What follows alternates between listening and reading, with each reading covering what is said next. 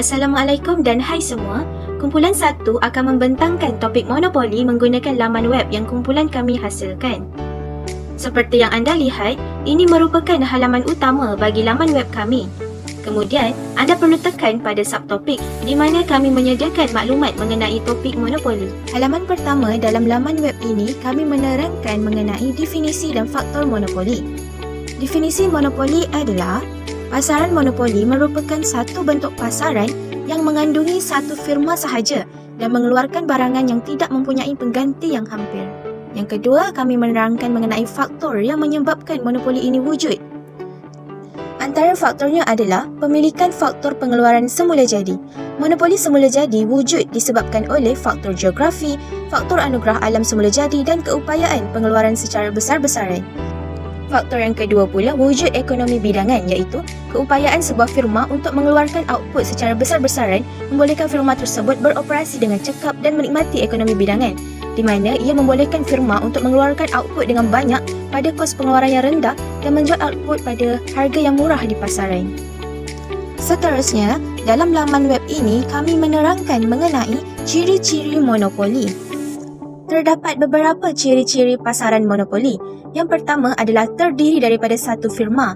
Dalam pasaran monopoli, hanya terdapat satu firma sahaja yang mengeluarkan barang. Sebagai contoh, Tenaga Nasional Berhad iaitu TNB. Ciri yang kedua adalah mengeluarkan barangan yang tidak mempunyai barang pengganti. Ini kerana firma monopoli merupakan pengeluar tunggal, maka barang yang dihasilkan tidak mempunyai pengganti yang hampir. Ciri yang ketiga pula ialah firma mempunyai kuasa untuk menentukan harga. Firma monopoli boleh mengenakan harga yang tinggi apabila output yang dikeluarkan adalah sedikit dan mengenakan harga yang rendah apabila output yang dikeluarkan adalah banyak. Ciri yang terakhir adalah halangan kemasukan firma ke dalam pasaran. Ini bermakna kebebasan keluar masuk firma tidak wujud dalam pasaran monopoli. Halangan seperti keperluan kewangan yang besar dan sekatan undang-undang menyebabkan firma baharu sukar memasuki pasaran. Baiklah, dalam pasaran monopoli ini juga kami telah menyatakan beberapa masalah serta jalan penyelesaian terhadap masalah yang dikemukakan. Antara masalah dalam pasaran monopoli berdasarkan dasar kawalan monopoli seperti rajah di atas. Antara masalah yang dikemukakan adalah daripada aspek lambakan barangan. Lambakan yang dilakukan oleh monopoli asing boleh membahayakan ekonomi sesebuah negara. Barang-barang lambakan akan menjadi lebih murah daripada barang-barangan tempatan. Masalah yang seterusnya, peniaga akan mengaut keuntungan yang berlebihan.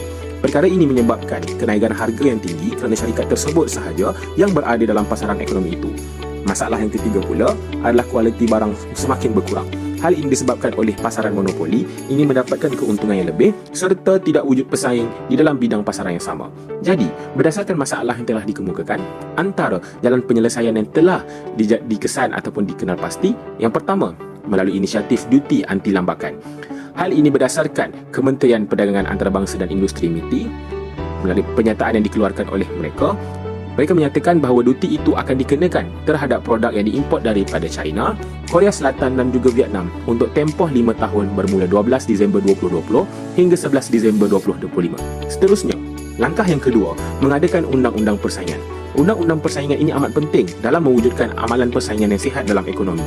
Penguatkuasaan Akta Persaingan 2010 adalah penting terutamanya dalam membentuk pasaran yang kompetitif dan juga sihat dalam melindungi proses persaingan untuk kepentingan pengguna, perniagaan dan juga ekonomi. Seterusnya ialah contoh pasaran monopoli di Malaysia. Yang pertama, Tenaga Nasional Berhad iaitu TNB yang merupakan satu bentuk perniagaan monopoli yang dikawal oleh kerajaan dalam sumber tenaga elektrik bagi seluruh rakyat di Malaysia. Akhir sekali ialah Mesak Broadcast Network Sistem Sinar Berhad iaitu Astro yang merupakan salah satu badan swasta yang telah memonopoli dalam sektor penyiaran di Malaysia sejak dari 20 tahun yang lalu. Akhir sekali merupakan soalan bagi pasaran monopoli, di mana jika kita lihat dari segi gambar rajah yang diberikan menunjukkan keluk pasaran monopoli. Okey, baiklah kita ke soalan yang pertama iaitu A1, 2 dan 3. Okey, bagi A1, output keseimbangan, di mana output keseimbangan berlaku apabila MC sama dengan MR pada unit 50 dan manakala harga keseimbangan ialah RM15. Okey, yang ketiga ialah jumlah untung atau rugi pada tingkat keseimbangan. Jumlah untung di mana harga tolak dengan kos purata dan didarabkan dengan kuantiti akan dapat RM450. Dan soalan B iaitu sekiranya kerajaan meletakkan harga maksimum pada tingkat output apabila harga sama dengan kos suit, yang pertama, berapakah tingkat harga dan output yang baharu? Di mana tingkat harga pada RM11 dan tingkat output pada 80 unit. Soalan yang kedua, berapakah untung atau rugi bagi nilai tersebut iaitu RM400. Dan yang terakhir, berapakah perubahan keuntungan sebelum dan selepas campur tangan kerajaan dalam pasaran, di mana keuntungan semasa tolak sebelum bahagi keuntungan sebelum darab 100 akan dapat 11%, iaitu berlakunya penurunan.